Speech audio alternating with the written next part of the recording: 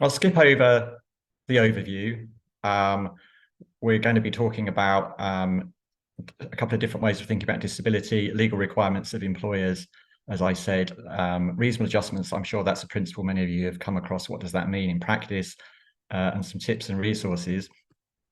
Just briefly then about Disability Rights UK.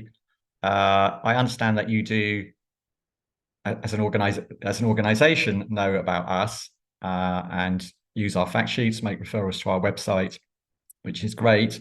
We're last year was our 10-year anniversary. We're actually a merger of 3 different organisations, all of which have got their own histories and legacies.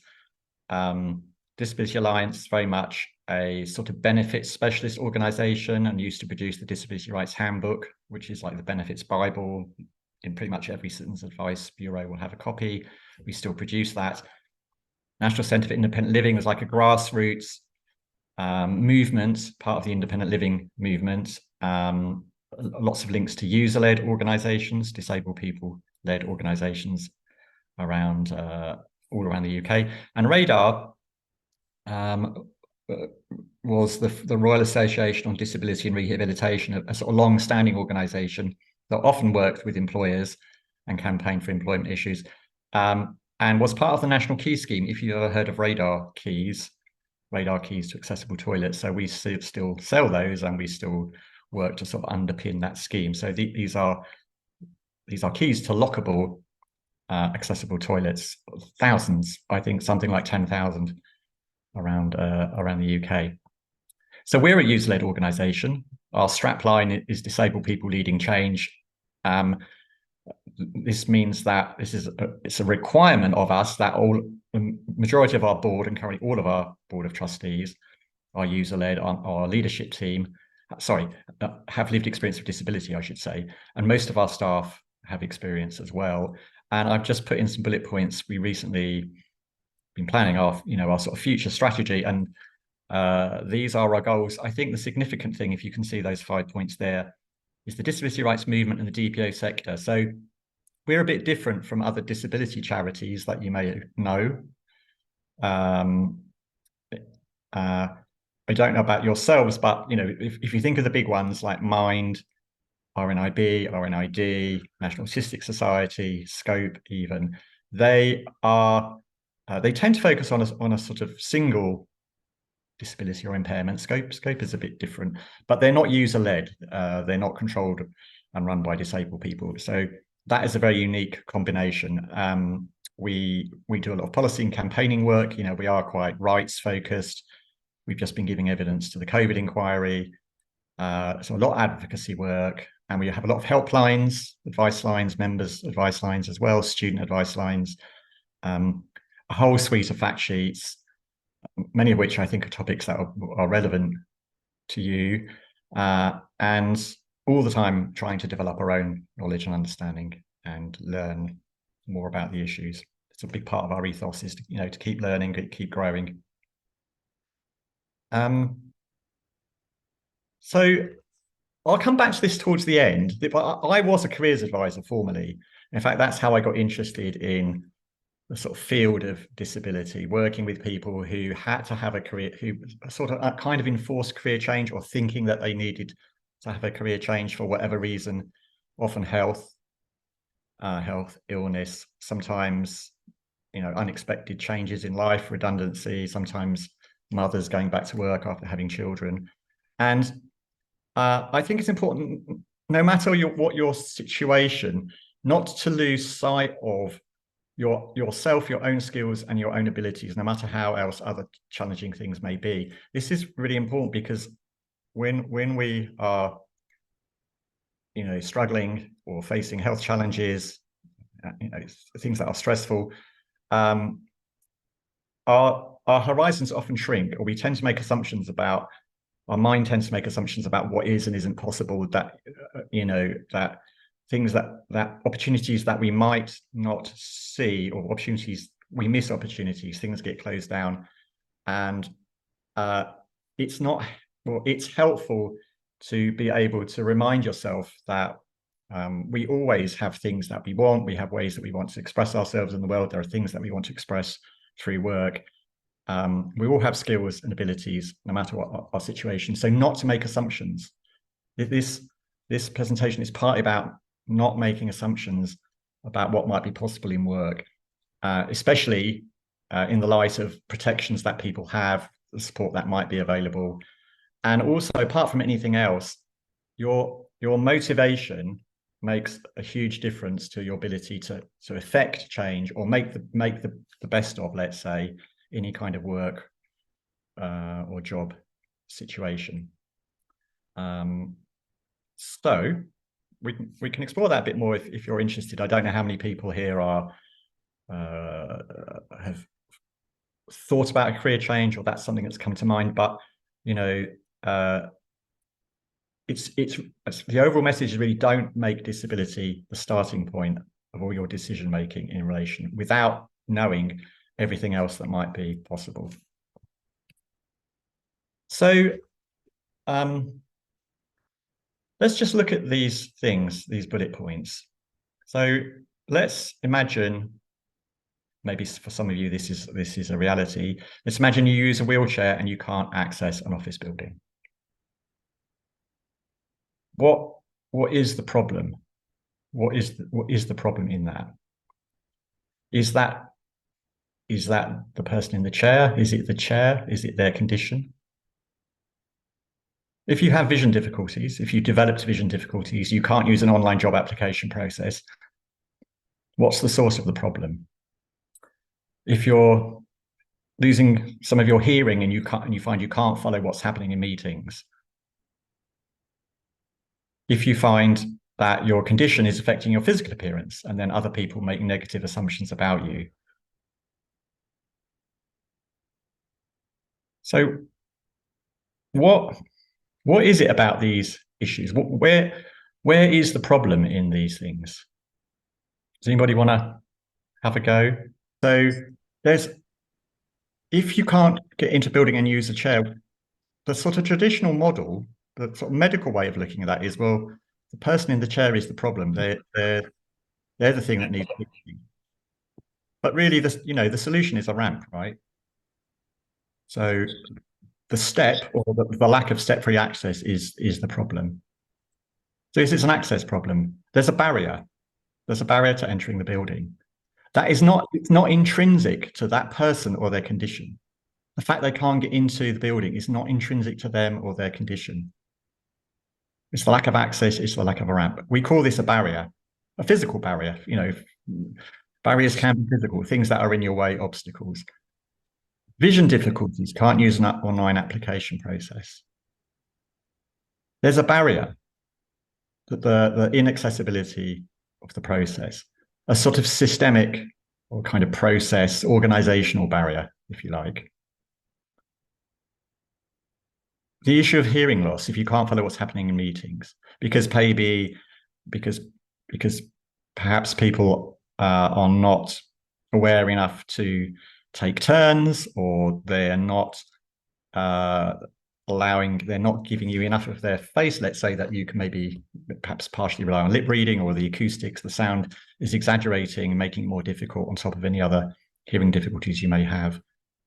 That's another kind of barrier, is another kind of organizational barrier. And if you find your condition affects your physical appearance and then other people make negative assumptions about you, those are also barriers that's not intrinsic to the condition. They are what we call attitudinal barriers.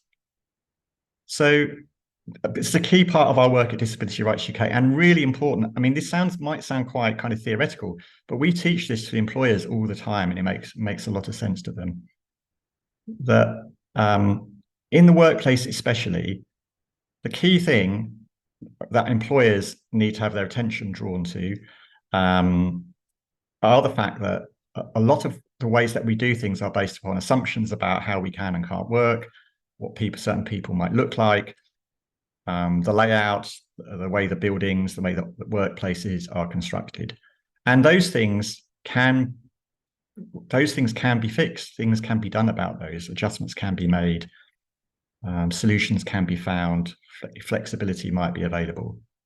So this whole thing we call the social model of disability.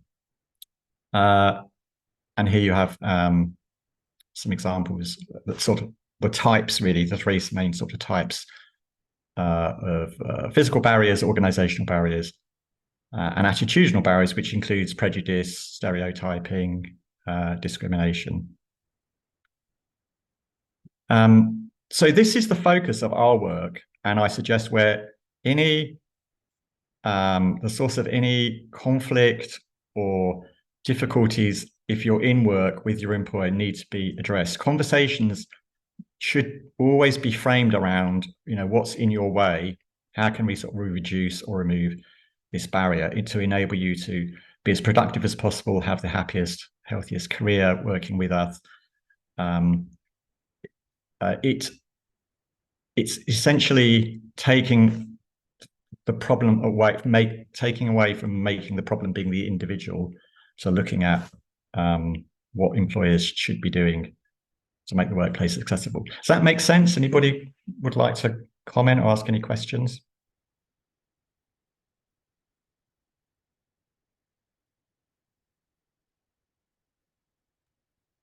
I mean, I think it makes perfect sense. We hear of, lots of people feeling like, oh, it's because I'm in a wheelchair, and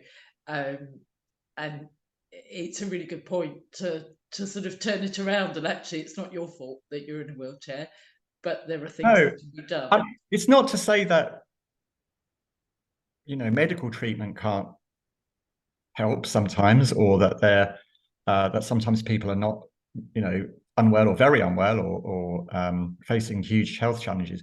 It's really saying that the issue, the lack of access, is not the problem, is not the fault of that individual. Yeah.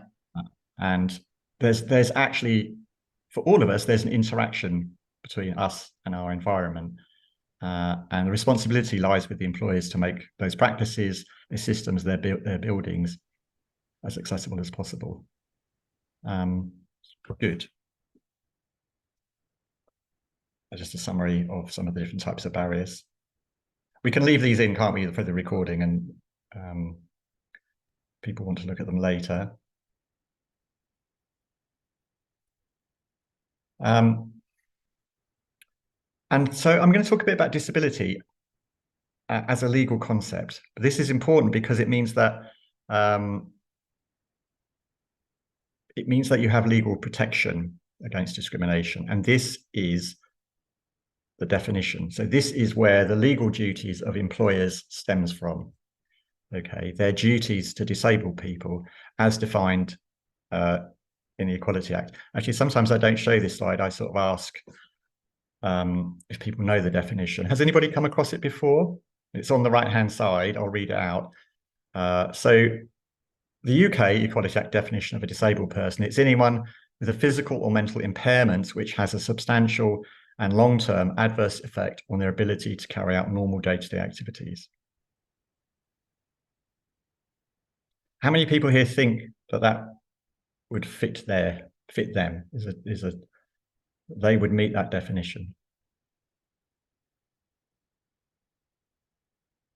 Which I can't see the whole of everybody on camera, but lots of nodding. Yeah. I mean, what does that mean? A physical and mental impairment, right? That's pretty broad. Substantial, that just means something that's of substance, not trivial or minor. So that's going to fit. I know there are lots of different kinds of conditions that come under the umbrella, but that's going to fit almost any kind of diagnosis that you have. Long-term, what does long-term mean? What's a long-term effect? How long do you have to have a condition before it's legally regarded as disability? Does anybody know?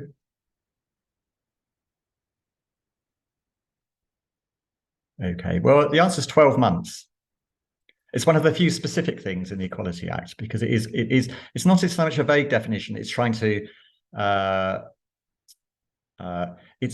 it's basically saying you can't make a definitive list and say this condition is and this condition isn't. So it's the law is trying to look at how can you define it in a sort of practical sense. But this part is very specific, you have to have the condition for 12 months, or actually expected to last 12 months. So actually, in many cases, from the point of diagnosis, certainly if it's a condition that is known to be degenerative, then many people would be covered from the point of diagnosis. So this is important because this gives you legal protection. And legal protection, not only, so let's just focus on the workplace for now, not only protection against direct discrimination, i.e., you can't come and work here. We don't want to take on people who've got your health condition, which would be direct discrimination, right? That's the sort of blatant discrimination that most of us would be familiar with. Also, indirect discrimination.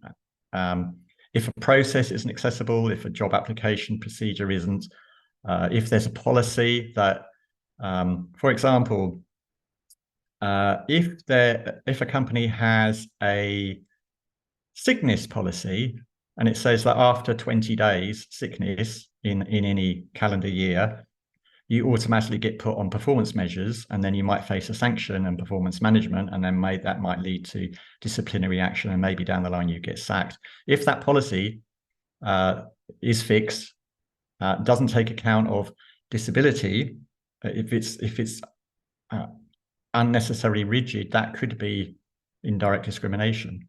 In fact, many good employers will separate out disability leave from sick leave.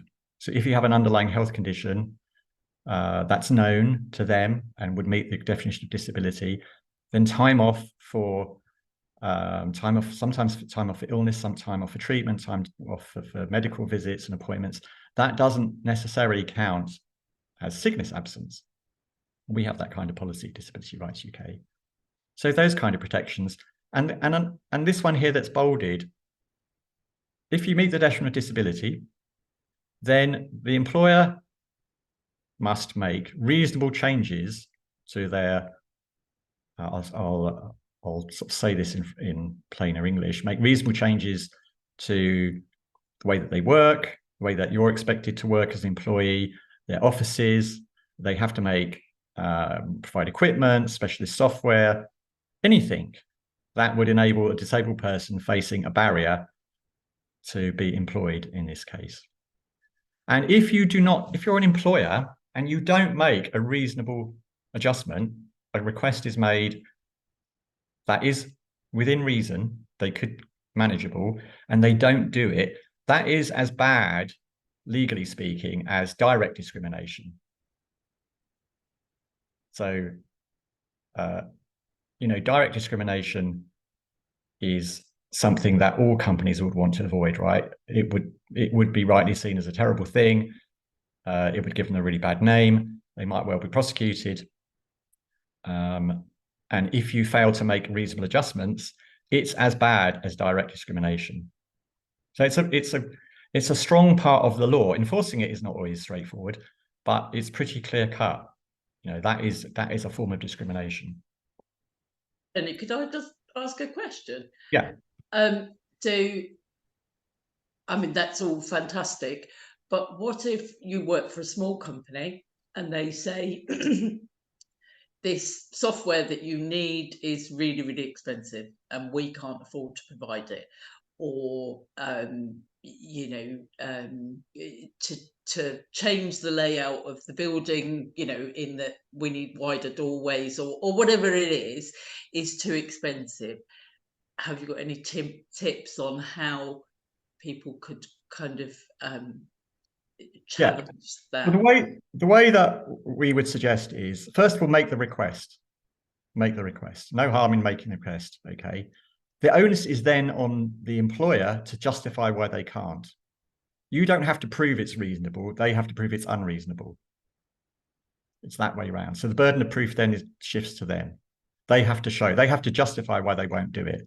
And UK law is quite common sense. This concept of reasonableness is reasonable.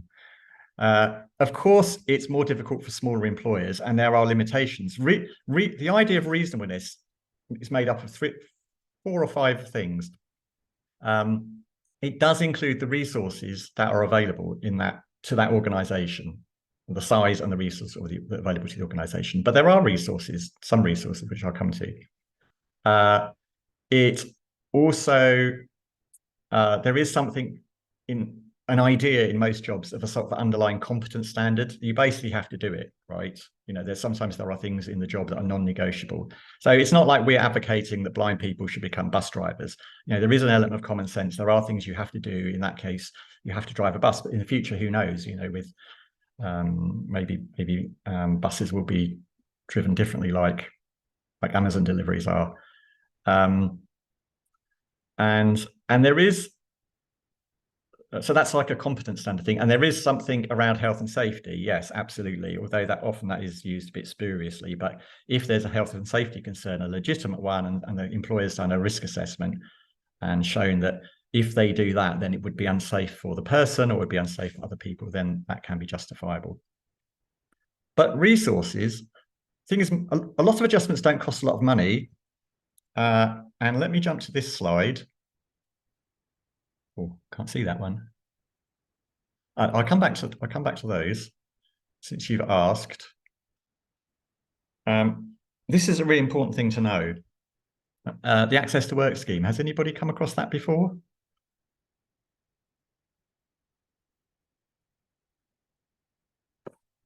I'm just going to flick up and down, see if any. Give me a thumbs up if you've heard of the Access to Work scheme before. Well, it doesn't look like anybody. So this will be useful new information. Access to Work is a government scheme that pays for the costs of above and beyond reasonable adjustments, things that would not be considered reasonable for an employer of that size and shape, let's say.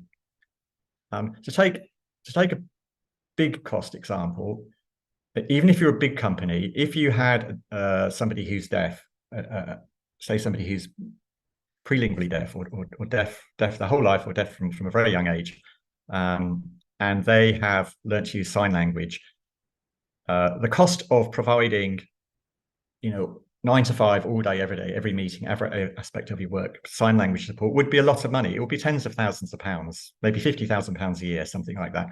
That's not considered reasonable for an employer of any size to do on their own. So the Access to Work scheme will pay for that support. But they make a judgment based upon what they think is reasonable for the employer and what the employer would normally be able to provide in those situations.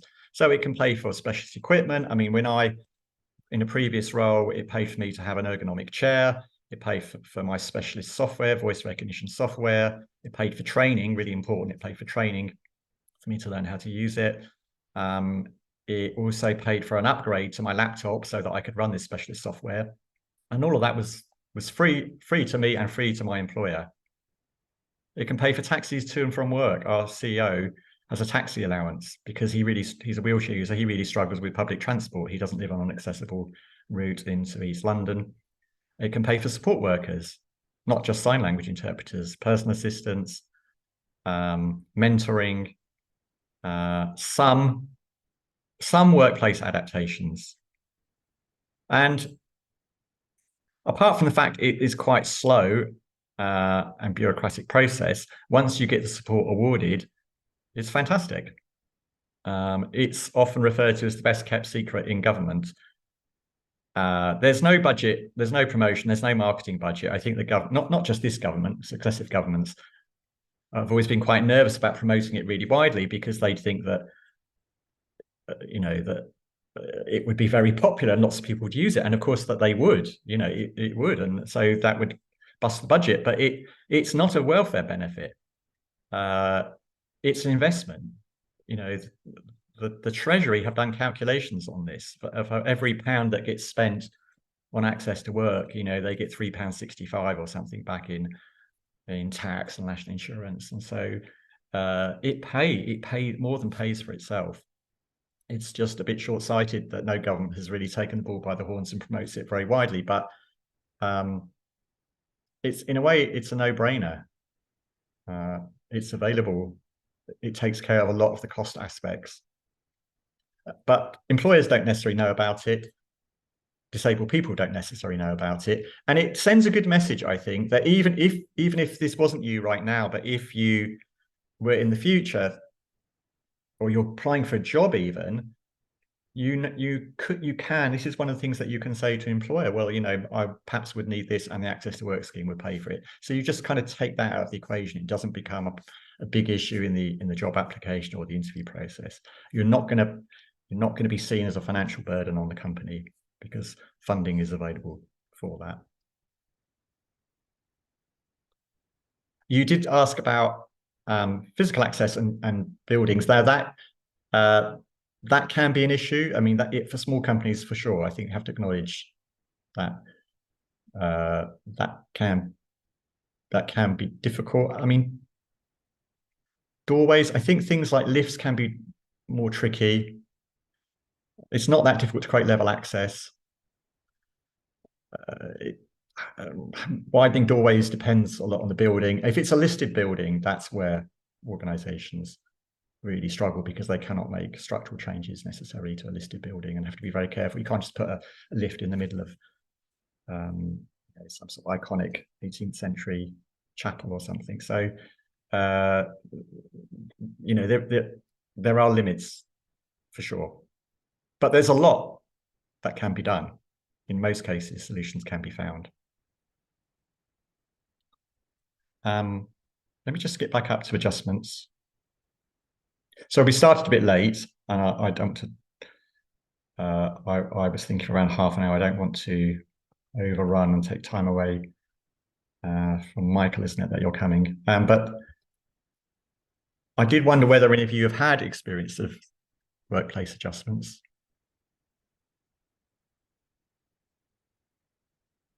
That means anything that your employer has offered you, done differently.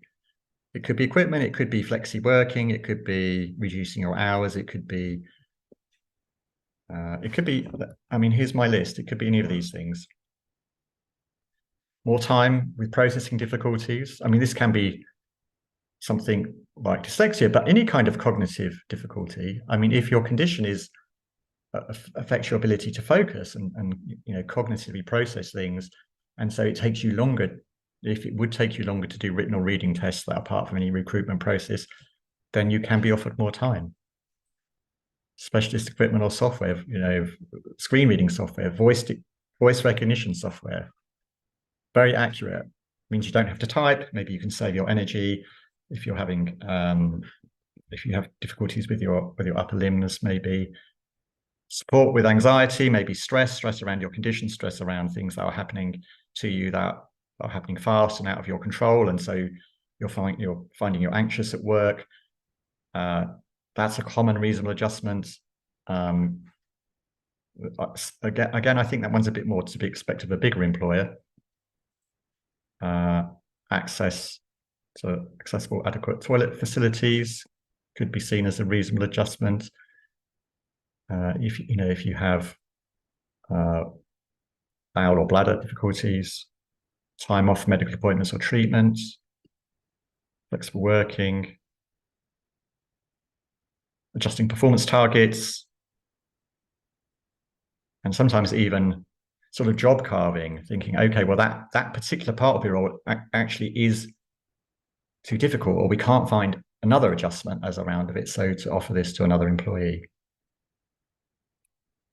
So any of these similar to anything that you've experienced at work? Have you ever taken advantage? Have you ever been offered an adjustment, made a request? Here, you see, before the pandemic, we were hearing this all the time about flexible working, and we talked to employers, and they'd say, well, you can't have people working from home, if not to that extent, and if one person did it, then everybody would want to do it, and then where would we be?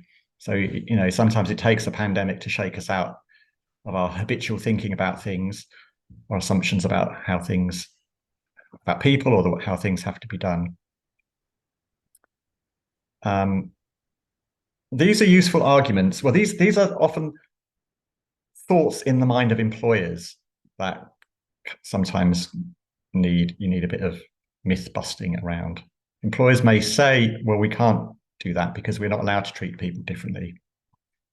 We're a fair employer, we have We have an equality and diversity statement, and it's all about equality and fairness and treating people the same. And so there's a misconception about reasonable adjustments, but actually the law says otherwise. It says that you are allowed to treat people differently. You're allowed to treat disabled people differently, specifically. Anybody who meets that definition, in order to create a level playing field, in order to create equity, if you like. And so it's not true,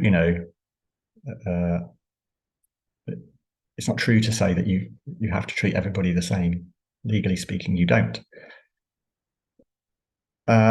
Sometimes employers will insist on knowing the detail of your condition before making an adjustment or deciding if it's reasonable, but they do not have to do that, and you do not have to tell them. In fact, conversations they may only at most need to know that you have a condition, but the detail is not relevant unless you want to tell them, unless you think it is. They don't have to know, because what it's about are the barriers. So what's in the way? What needs to happen to change? How do you reduce or remove those barriers? That's the issue, because the focus is not on the condition or how severe it is. It's the barrier and the extent of the barrier. So that's where conversations should be framed. So there is no requirement, no legal requirement to give all the detail before they do something, before they make an adjustment, or before they give you, a yes to say it's reasonable. And most adjustments are not costly and are not disruptive. The vast majority are very low cost or don't cost anything at all.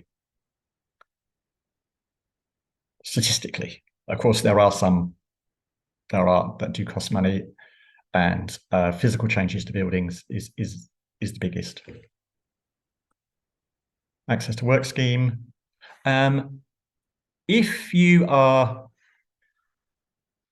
you're looking for work, looking for an employer, this is worth knowing about, or maybe even finding out if your current employer is a disability confident employer. This is a government scheme. It does mean that they've signed up to sort of minimum sets of agreements and commitments in relation to disability. It's a little bit tick boxy. You could be doing all these things and still not actually be supporting your employees or even employing any disabled people. But it is good scaffolding. If I were applying for a job now, I would pretty much only go for an employer that had signed up to this scheme. There are a number of commitments in it. One of which is very interesting, is that if you're one of these employers, and there are many thousands now, you guarantee to give a job interview to anybody who meets the minimum criteria for a job if they have a disability. It doesn't guarantee you a job, it does guarantee you an interview if you meet the minimum criteria. And that applies internally. So if you're in an organization who are a member of the scheme and you're applying for something else and you think you might need to change roles, find something that is more practically doable perhaps, if it's an internal switch, an internal vacancy, then you should be guaranteed an interview as well. And a summary. So disability is a legal concept. It's rights for people at work with leukodystrophy not to be discriminated against. Disabling barriers are common. It's well understood that conditions may be fluctuating. It requires things to be done differently. This is a large and ever-changing part of the population. This is not a minority issue. We just think of long COVID. I mean, I don't know the latest stats, but last time I read, still over 1 million people with long COVID. That is 12 months or more since they first became unwell. That's 1 million more, legally speaking, anyway, 1 million more disabled people. It doesn't mean everybody's on benefits, doesn't mean they all get free car parking spaces or anything, but 1 million more people who meet the legal definition of disability. This is not a minority issue. The legal duty includes requirements to make reasonable adjustments, and it's far from perfect, of course. I'm not trying to paint an overly positive picture, but we work with a lot of employers who are, even in the last 2-3 years, are much more going beyond just compliance. Nathan, that's a good story to hear about you. They recognize the case for diversity, having people with a range of experiences, but they don't want to lose people with talent. They want to keep them in the organization. They want to recruit the best people for the job. And so they're positive and proactive when it comes to recruitment. The last point, I think, would be more for a longer session, but and maybe we can talk about it in the questions part, but applying for jobs, there is a lot that can be said to make use of your disability or health condition as an asset, i.e., through your experiences, there may have been skills that you developed or qualities that have come to the fore: resilience, creativity, determination, team working, independent direction of your own support, that communication. These are all things that can be an asset to any employer, and there's a lot that can be said about these things if you're applying for a job with another employer. So I think I should stop there because of time.